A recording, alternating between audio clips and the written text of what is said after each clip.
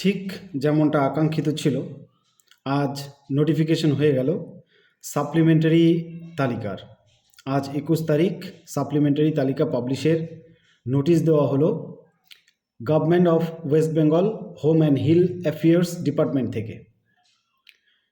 আগামী সোমবার 23 তারিখ ইভিনিংয়ে এই সাপ্লিমেন্টারি তালিকা পাবলিশ করা হবে বলে এখানে জানানো হয়েছে। সেই সাথে একটা পয়েন্ট নোট করুন, কি বলেছে। বাংলায় যদি আমরা এটাকে বুঝতে চাই তাহলে এক কথায় ডিএমদেরকে এই নোটিশটা সেন্ড করা হয়েছে, অল ডিস্ট্রিক্ট যত ডিএম রয়েছে ওনাদেরকে, এবং সেই সঙ্গে এখানে বলা হয়েছে I am directed to request you that the appropriate particular steps from your end may be taken for control of, এই জায়গাটা নোট করুন, control of crowd and possible places of gathering, strict vigil be exercised at vulnerable points। যেখানে ভিড় জমে যাবে বা যে কোনো ধরনের ভালনারেবিলিটি যদি পরিলক্ষিত হয়, সঙ্গে সঙ্গে দমন পীড়নমূলক নীতি প্রয়োগের কথা বলা হয়েছে। আগামীকাল সোমবার এই সাপ্লিমেন্টারি তালিকা পাবলিশ হওয়ার পর প্রচুর সংখ্যক মানুষ ডিলিট হবেন, যাদের মধ্যে অধিকাংশই জেনুইন ভোটার বলাই বাহুল্য। অতএব একটা ক্যাওস সৃষ্টি হওয়ার সম্ভাবনা রয়েছে, সেটা যাতে কন্ট্রোল করা যায় সে কথাও এই নোটিশে স্পষ্ট করে লেখা রয়েছে। স্ক্রিনে আপনারা যেমনটা দেখতে পাচ্ছেন। এছাড়াও আমি অলরেডি আমার টেলিগ্রাম চ্যানেল এবং হোয়াটসঅ্যাপ গ্রুপে দিয়ে দিয়েছি, লিংক ডেসক্রিপশন বক্সে আছে। এবার আলোচনা করছি এই সাপ্লিমেন্টারি তালিকা পাবলিশের সঙ্গে সঙ্গে ট্রাইব্যুনাল গঠনের প্রসেসও কিন্তু শুরু হয়ে গিয়েছে। আগামীকাল প্রচুর মানুষ ডিলিট হতে চলেছেন, তারা এই ট্রাইব্যুনালে আবেদন করবেন। এই ট্রাইব্যুনালে আবেদন কিভাবে করবেন, তার জন্য কি কি কাগজ আপনার প্রস্তুত রাখতে হবে সে বিষয়ে আলোচনা করব। আবেদন কিভাবে করবেন আগামীকাল জানিয়েছিলাম। আপনি ঠিক 28 তারিখে ফাইনাল তালিকা পাবলিশ হওয়ার পর মানুষেরা যেভাবে অ্যাপিল করেছিল ডিইওর কাছে, পরবর্তীতে এসডিও এবং ব্লকে বিডিওর কাছে, ঠিক একইভাবে আপনি আবেদন করবেন ট্রাইব্যুনালে যাওয়ার জন্য। এসডিও অফিসে, ডিএম অফিসে এবং এডিএমের কাছে আপনাকে অ্যাপিলটা করতে হবে যে আপনার নাম ডিলিট হয়েছে, এখন ট্রাইব্যুনালে আপনি এই কেসটা নিয়ে যেতে চান যাতে করে শুনানি হয়। সিম্পল। এরপরে ট্রাইব্যুনাল আপনার অ্যাপ্লিকেশনটাকে খতিয়ে দেখবে, তারপরে আপনাকে জানানো হবে যে কোনো মারফত। সম্ভাবনা রয়েছে প্রচুর পরিমাণে যে আপনাকে নোটিফাই করা হবে, নোটিশ করা হবে, সেখানে বিস্তারিত লেখা থাকবে, তারিখ থেকে সময় সব কিছু। সেই পার্টিকুলার্স দেখে আপনাকে উপযুক্ত দিনে উপযুক্ত সময়ে নথিপত্র গিয়ে সেখানে সাবমিট করতে হবে, এবং তারপরে হয়তো আপনি শুনানির ডেট পাবেন, আপনার শুনানি শুরু হবে। এবার এই ট্রাইব্যুনালে যাওয়ার জন্য প্রস্তুত আপনাকে হতে হবে। তার জন্য আপনি কি কি স্টেপ নেবেন, কোন পেপারসগুলো আপনাকে রেডি রাখতে হবে, এই বিষয়ে একটা সম্যক ধারণা আমি চেষ্টা করেছিলাম দেওয়ার আগে, আজকে আবার আলোচনা করে দিচ্ছি। কি কি ধরনের কাগজ আপনি রেডি রাখবেন ট্রাইব্যুনালের মুখোমুখি হওয়ার জন্য। যদিও ট্রাইব্যুনালে সম্ভবত যে তর্কটা হবে বা যে লজিক প্রেজেন্ট করবে ওখানে, সেটা আপনার লয়ার, কিন্তু সমস্ত ডেটা তো সাপ্লাই করতে হবে আপনাকে। এ কারণে কোন কোন পেপারসগুলো আপনি রেডি রাখবেন সেটা আমি বলে দিচ্ছি। যে পেপারসগুলো আপনি রেডি রাখবেন সেগুলোকে মূলত দুটো ভাগে ভাগ করা যায়। একটা হচ্ছে লেগাসি পেপারস, অর্থাৎ উত্তরাধিকার সূত্র। উত্তরাধিকার সূত্রে আপনি এখানকার বাসিন্দা, এই জাতীয় এক ধরনের পেপারস যেটাকে লেগাসি পেপারস বলা হয়। এবং দ্বিতীয়ত হচ্ছে লিঙ্কেজ পেপারস। সেই উত্তরাধিকার সূত্রে যে আপনারা এখানে বাস করছেন, আপনার 14 পুরুষ এখানে বাস করতেই পারে, তার সঙ্গে যে আপনার লিঙ্ক রয়েছে এটা প্রমাণের জন্য একটা ডকুমেন্ট। এই দুই ভাগে ভাগ করছি আমি, করে আলোচনা করে দিচ্ছি যে কোন কোন ডকুমেন্ট আপনি রেডি রাখবেন। একটা হচ্ছে লেগাসি পেপারস, এবং লেগাসি পেপারসের পরে লিঙ্কেজ পেপারস বা লিঙ্কিং পেপারস, এই দুটো ভাগে ভাগ করে আলোচনা করছি। লেগাসি বা উত্তরাধিকার কাগজগুলোর মধ্যে আপনি যেগুলো ম্যানেজ করবেন বা জোগাড় করবেন, রেডি রাখবেন, রেডি করে একদম ফাইল করে রাখবেন লেগাসি পেপারস। একটা ফাইল, এবং তারই ভিতরে আর অন্য একটা প্যাকেটে কিংবা আলাদা একটা ফাইলে লিঙ্কেজ পেপারস, এভাবে ফাইল করে রেডি রাখবেন। আগামীকাল থেকেই শুরু হয়ে যাচ্ছে লড়াই।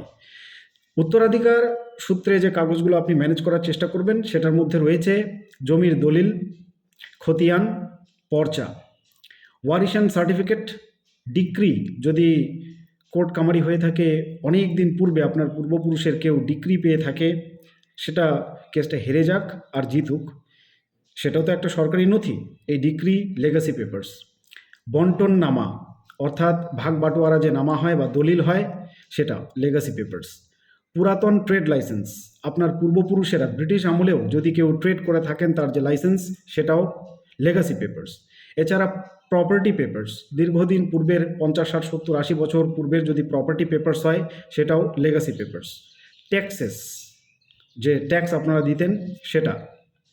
এছাড়া রয়েছে সরকারি স্বীকারোক্তি। সরকার বিভিন্ন সময়ে বিভিন্ন প্রজেক্ট পরিচালনা করার জন্য আপনার প্রপার্টি যদি হস্তক্ষেপ করে বা অধিগ্রহণ করে, সেটা একটা স্বীকারোক্তি পত্র বা অ্যাকনোলেজমেন্ট পেপার আপনাকে দিয়ে থাকে। যেমন ব্যাংকে লোন নিলে আপনার ডিড যদি মর্টগেজ রাখতে হয়, সেক্ষেত্রে ব্যাংকও কিন্তু আপনাকে একটা স্বীকারোক্তি পত্র দিয়ে থাকে। এটা যদি গভর্নমেন্টে থাকে, এটাও কিন্তু আপনার লেগাসি পেপারস। যেমন ক্যানেল ডিপার্টমেন্টে বা রাস্তা যখন হয়েছিল নতুন নতুন, আপনাদের জমির উপরেই হয়েছিল, তো সেই জাতীয় যে ভর্তুকি আপনারা পেয়েছিলেন ক্যানালের জমি যাওয়ার ফলে কিংবা রাস্তা তৈরি হওয়ার ফলে, সেই পেপারসগুলো কিন্তু লেগাসি পেপারস হিসেবে আপনি গণ্য করতে পারেন।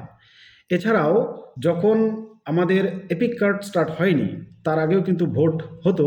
সে 1952 পর থেকে বলছি, তখন যে ভোটটা হতো, একটা ভোটার স্লিপ ইস্যু করা হতো পরিবার প্রতি, যে কজনকে ভোটাধিকার দেওয়া হতো ওনাদের নাম সেই ভোটার স্লিপটাতে লেখা থাকতো। এটাও কিন্তু একটা লেগাসি পেপারস। এগুলো, এই যে নামগুলো বললাম, আবার একবার রিপিট করে দিচ্ছি: জমির দলিল, খতিয়ান, পর্চা, ওয়ারিশন সার্টিফিকেট, ডিক্রি, বন্টননামা বা বন্টনের দলিল, পুরাতন ট্রেড লাইসেন্স, প্রপার্টি পেপারস, ট্যাক্সের কাগজ, ভোটার স্লিপ, সরকারি স্বীকারোক্তি বা অ্যাকনোলেজমেন্ট, ভর্তুকির কাগজ, ক্যানেল বা রাস্তা বা গভর্নমেন্ট যে কোনো প্রজেক্ট হয়েছে এরকম ভর্তুকিপত্র যদি আপনি পেয়ে থাকেন, সেগুলো হচ্ছে লেগাসি পেপারস। এবার এই যে লেগাসি পেপারসগুলো, এগুলো যারা অনেক বয়স্ক তাদের নিজেদের নাম থাকতে পারে, কিংবা তাদের বাবা, ঠাকুরদা বা পরদাদা, এদের নাম থাকতে পারে। তো আপনি যে ওনার বংশ, এই যে পেপারসটা রয়েছে, এটা আপনার ভীষণ স্ট্রং একটা ডকুমেন্ট। কিন্তু এবার আমার এক্সাম্পল দিয়ে বোঝাই। ধরুন আমার ঠাকুরদার নামে একটা ডিড রয়েছে, এবং সেটা ধরুন 1937-এর 1937 সালের একটা ডিড রয়েছে। আমার ঠাকুরদার নয়, আমার ঠাকুরদার বাবার, মানে আমার পরদাদা, ওনার এই ডিডটা রয়েছে। তাহলে অত দূর থেকে আমার অবধি সম্পর্ক প্রমাণটা এত সহজ নয়। এরকম কোনো ডকুমেন্ট নেই সরাসরি যেটা দিয়ে আমি প্রমাণ করতে পারবো যে উনি আমার পরদাদা। তাহলে আমাকে এক্ষেত্রে সাহায্য করবে আমার লিঙ্কিং ডকুমেন্টগুলো। সেই লিঙ্কিং ডকুমেন্টগুলো কী কী আমি বলছি, তার আগে এই এক্সাম্পলটা বুঝে নিন যে আমার পরদাদার একটা জমির দলিল আছে 1937 সালের। সেই জমির দলিলটাতে উনার নাম রয়েছে। এখন আমাকে প্রমাণ করতে হবে যে উনি আমার বংশের লোক বা আমি উনার বংশের লোক, মানে সেই একই রক্তের ধারা বয়ে চলেছে এবং আমরা পরম্পরাগতভাবে এখানে বাস করছি দীর্ঘদিন, ব্রিটিশদের পূর্বে থেকে কিংবা পরে থেকে হতে পারে। এটা 1937 বললাম, এটা 60ও হতে পারে, 75ও হতে পারে ডেটগুলো। এবার আমাকে তাহলে প্রমাণ করতে হবে এভাবে, আমার যে ডকুমেন্ট সেটা হতে পারে আমার একাডেমিক ডকুমেন্ট, আমার এডুকেশনাল ডকুমেন্টস, আমার মাধ্যমিকের অ্যাডমিট কার্ড, আমার ভোটার কার্ড, আমার আধার কার্ড, আমার পাসপোর্ট, আমার রেশন কার্ড ইত্যাদিতে পিতা হিসেবে আমার বাবার নাম উল্লেখ থাকবে 100 বার। এবার আমার বাবার যে ডকুমেন্ট, সেই বাবার ডকুমেন্টে পিতা হিসেবে উনার বাবার নাম, অর্থাৎ আমার ঠাকুরদার নাম সেখানে উপস্থিত থাকবে। এবং আমার ঠাকুরদার কোনো না কোনো ডকুমেন্ট একটা আমাকে খুঁজে বের করার চেষ্টা করতে হবে যেটাতে উনার পিতার নাম উল্লেখ থাকবে। বিশেষ করে জমির কাগজেও এটা উল্লেখ থাকে দলিলগুলোতে। আমার ঠাকুরদার নামে যদি কোনো জমির দলিল থাকে, তাহলে পিতা হিসেবে তার বাবার নাম সেখানে উপস্থিত থাকবে। তাহলে এবার এটা দিয়ে ডাইরেক্ট প্রমাণ আমি করতেই পারবো যে আমার বাবার নাম হচ্ছে এ, বাবার নাম হচ্ছে বি, উনার বাবার নাম হচ্ছে সি। বোঝাতে পারলাম? তা আমার নাম হচ্ছে এক্স, তাহলে এক্স এর পিতা হচ্ছে এ, এর পিতা হচ্ছে বি, বির পিতা হচ্ছে সি। এটা কিন্তু লিঙ্কেজটা প্রমাণিত হয়ে গেল। কি হিসেবে প্রমাণ করলাম? একটা লেগাসি পেপার নিলাম, লেগাসি পেপারটা হচ্ছে আমার জমির দলিল, ডিড। অন্য যে কোনো পেপারস হতে পারে, আমি যেগুলো লেগাসি পেপারস হিসেবে আলোচনা করলাম এগুলো প্রত্যেকটাই হতে পারে। আপনার হাতে যেটা অ্যাভেলেবেল আপনি সেটা ধরবেন বেস হিসেবে। এবং তারপর যে কোনো লিঙ্কেজ ডকুমেন্ট দিয়ে, সেগুলো কি কি লিঙ্কেজ ডকুমেন্টগুলো হচ্ছে যে কোনো গভর্নমেন্ট আইডি, যেমন হচ্ছে পাসপোর্ট হতে পারে, এটা প্রাচীন নথি, এই কারণে এটাকে প্রথমে রেখেছি। যেমন পাসপোর্ট হতে পারে, কিন্তু বেশিরভাগ মানুষের এটা নেই, যাদের রয়েছে তারা এটাকে হাতিয়ার করতে পারেন, সেটা ক্যান্সেল হোক, রানিং হোক আর পুরাতন হোক, আপনার থাকলেই হলো। এপিক কার্ড, এই এপিক কার্ড মানে আগের যে এপিক স্লিপটা সেটা হলেও হবে। তার পরবর্তীতে 95-এর পরে হচ্ছে এপিক কার্ড। রেশন কার্ড, এটা কিন্তু অনেক পুরাতন জিনিস। আধার কার্ড অনেক নতুন জিনিস। প্যান কার্ড, এডুকেশনাল সার্টিফিকেট বা ওয়ারিশ সার্টিফিকেট। এবং সর্বশেষ হচ্ছে সাক্ষী। এই সাক্ষীটাও কিন্তু কোনো অংশে কম নয়। আপনার বিশাল বড় বড় ক্ষেত্রগুলোতে এই সাক্ষীর দ্বারাও আপনি উতরে যেতে পারেন। আমি কিন্তু এক্সাম্পল দিয়ে দেখিয়েছিলাম, বড় বড় কেসে সাক্ষীদের সাক্ষ্য নিয়েও কিন্তু অনেক সময় প্রমাণ করার চেষ্টা করা হয়। এই যে তথ্যগুলো এখানে দেওয়া হয়েছে তার সত্যতা রয়েছে কি নেই। তাহলে এই যে লিঙ্কিং ডকুমেন্টগুলো বা লিঙ্কেজ যে পেপারসগুলোর কথা আমি বললাম, এগুলো দিয়ে আপনাকে লেগাসি পেপারসগুলোর সঙ্গে মিল ঘটিয়ে পারলে নিজে বাড়িতে প্র্যাকটিস করে রাখতে হবে, যেভাবে আমি বললাম। মানে যতদূর অবধি লিঙ্কেজটা যায়, আপনি যতদূর অবধি, যত পুরানো অবধি নথি খুঁজে বের করতে পারবেন সেটা বের করবেন। বের করার পরে সেটা যত দূর অবধি আপনি লিঙ্ক প্রমাণ করতে পারছেন তত দূর অবধি আপনি যাবেন। আপনার এবার 1800 শতকের কোনো কাগজ থাকতেই পারে আপনাদের বংশের, সে বংশ পরম্পরায় আপনি যদি এবার লিঙ্কেজ প্রমাণ করতে পারেন সেই নথির, তাহলে সেই অবধি যাবেন। যদি লিঙ্কেজটা প্রমাণিত না হয় তাহলে আপনার মুখের কথাতে কেউ বিশ্বাস করবে না যে উনি আমাদের 14 পুরুষের একজন, সেটা প্রমাণ করতে হবে। এই জন্য যত দূর অবধি আপনার প্রমাণ হচ্ছে আপনি তত পুরুষ অবধি যাবেন। আপনার 3 পুরুষ, 4 পুরুষ, 5 পুরুষ অবধি যদি আপনি লিঙ্ক প্রমাণ করতে পারছেন, সেটা কাগজে লিখবেন এবং ডকুমেন্ট সাজাবেন। সাজিয়ে আপনি নিশ্চিত হবেন যে এই ডকুমেন্টগুলো আমার ওখানে আমরা প্রেজেন্ট করব ট্রাইব্যুনালে, যদি আমাকে ফরেইনার্স ডিক্লেয়ার করে, তাহলে এগুলোই আমাকে সেভ করবে। আশা করি বোঝাতে পেরেছি।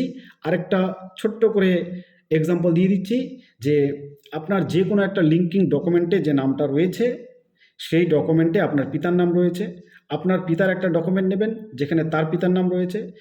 এবার আপনার ঠাকুরদার একটা ডকুমেন্ট নেবেন সেখানে ওনার পিতার নাম রয়েছে। এইভাবে আপনি লিঙ্কিং পেপারস থেকে লেগাসি পেপারসগুলোর দিকে, অর্থাৎ উত্তরাধিকার সূত্রে যে কাগজগুলো আমাদের বংশে রয়েছে সেগুলোর দিকে এগোবেন।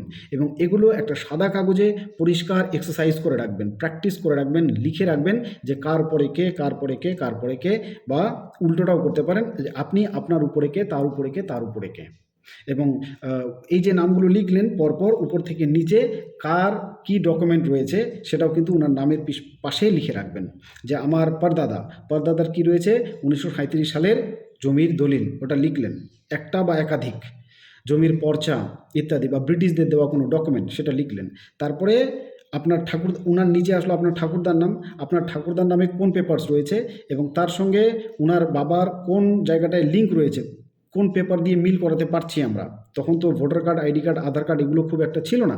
তাহলে দলিলটাতে কোথাও না কোথাও পিতা হিসেবে ওনার পিতার নামটা উল্লেখ থাকবে, তাহলে এটা দিয়ে আপনি প্রমাণ করতে পারছেন, পাশে লিখে নিলেন। এবার ওনার নিচে আসবে আপনার পিতা। আপনার পিতা এর নামে কোন ডকুমেন্ট, আপনার পিতার নামে কিন্তু অনেকগুলো ডকুমেন্ট থাকার সম্ভাবনা রয়েছে, বিশেষ করে আধারও থাকতে পারে, ভোটার থাকতে পারে, পাসপোর্ট থাকতে পারে। এগুলো পাশে লিখলেন। এর মধ্যে কোনটাতে আপনি ওই উপরের দুজনের লিঙ্ক করাতে পারছেন, কিংবা মিনিমাম একজনের বলতে আপনার পিতার নামটা তো পিতা হিসেবে উল্লেখ থাকবেই, আপনার ঠাকুরদার নামটা ওনার ডকুমেন্টে অ্যাটলিস্ট সেটা উল্লেখ করে দেবেন। উপরের 3 জন লিঙ্কড হয়ে গেল।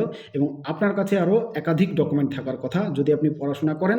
আপনার এডুকেশনাল ডকুমেন্টসগুলো রয়েছে, এছাড়া আপনার ration card, birth certificate, polio card, তারপরে ওয়ারিশ সার্টিফিকেট রয়েছে, এছাড়াও প্যান কার্ড, রেশন কার্ড, আধার কার্ড, ভোটার কার্ড, পাসপোর্ট ইত্যাদি তো রয়েছে, যেগুলোতে আপনার পিতার নামটা উল্লেখ থাকবে।